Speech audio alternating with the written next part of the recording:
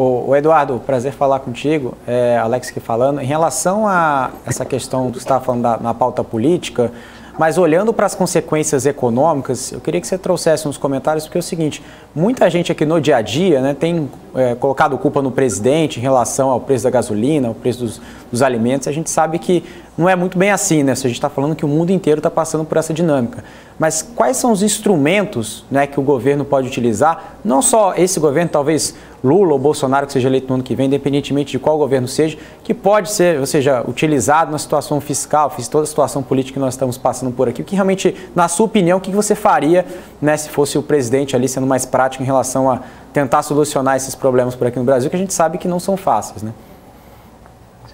Bom, essa é uma pergunta importante, Alex. Primeiro porque o governo não só tem sido bastante demagógico e populista, particularmente no que diz respeito à pauta de combustíveis, que atende claramente a Petrobras. E eu digo isso porque, ao mesmo tempo, esse é um governo que ataca a Petrobras, como se a companhia não fosse estatal e o governo não fosse o principal acionista majoritário, como também o governo não explica para a população que boa parte dos recursos que ele hoje tem para fazer política pública provém dos dividendos pagos pela companhia ao governo. Então o governo quer dizer para a população que ele não tem nada a ver com a companhia, mas ao mesmo tempo ele não quer abrir mão dos recursos que ele consegue da Petrobras. Nesse sentido, por que é importante, na minha opinião, a sua pergunta?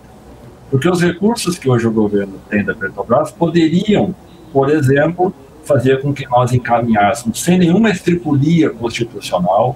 sem nenhum tipo de gambiarra institucional, como a gente tem visto de maneira crescente nos últimos meses, por exemplo, utilizar o recurso oriundo da Petrobras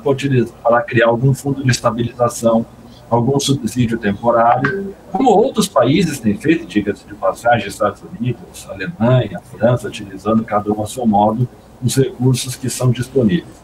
Por que esse governo não faz isso? Porque é mais fácil para esse governo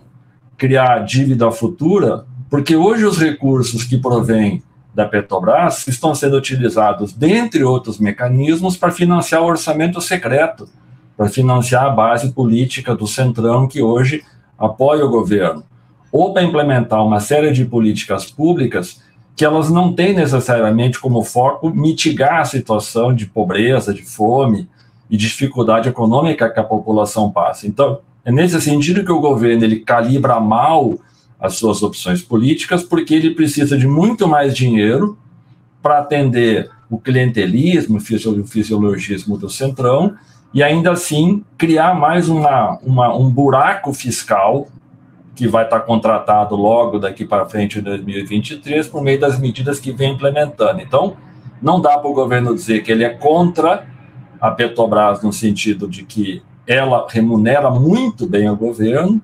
mas ainda assim o dinheiro que entra da Petrobras é insuficiente para o conjunto de questões que o governo Bolsonaro entende que ele tem que implementar na sua lógica política, seja de um lado para atender, repito, as demandas fisiológicas do Centrão, seja de um lado também para jogar dinheiro de helicóptero para atender as demandas populistas e eleitorais, dado que a sua campanha está naufragando. Então, se fosse um governo mais sério,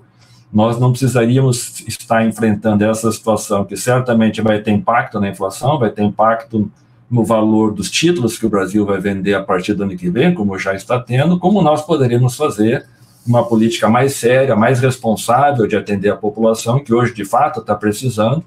mas que não é a população que usa carro,